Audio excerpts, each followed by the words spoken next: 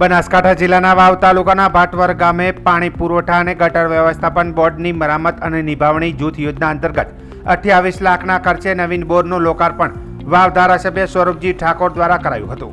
જે બોર ભાટવર ગામ, ભાટવરવાસ અને ભાટલી ગામને વૈકલ્પિક વ્યવસ્થા પૂરી પાડશે।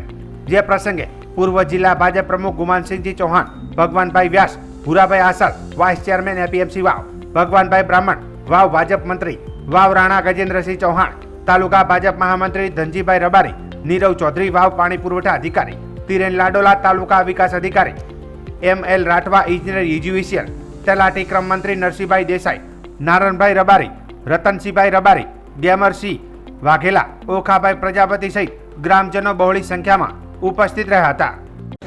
આજે ભાટવર ગામે નવીન બોરનું આજે લોકાર્પણ કર્યું અને પાણી પણ મસ્ત મધુર મીઠું પાણી મળ્યું ગામ લોકોને।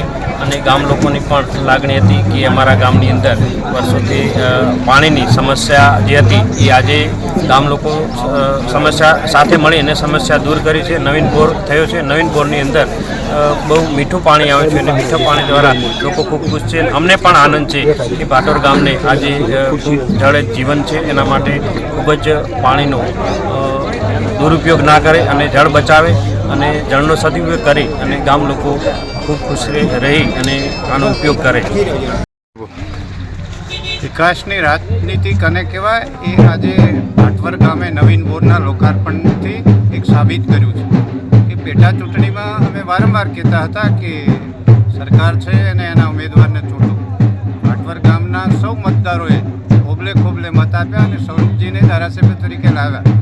આજે એનું પરિણામ અહીંયા દેખાય છે। જ્યારે રાજ્ય સરકાર વિકાસ કરી રહી હોય અને ભાટવર ગામ પાણીથી વંચિત રહે એ ના ચાલે। પીવાના પાણીની સુખ સગવડ થઈ છે, એના લોકાર્પણ પ્રસંગે ખૂબ શુભેચ્છા પાઠવું છું અને સિંચાઈનો જે નાનો મોટો પ્રશ્ન છે એને ઉકેલવા માટે પણ ધારાસભ્યશ્રીને રજૂઆત કરી છે।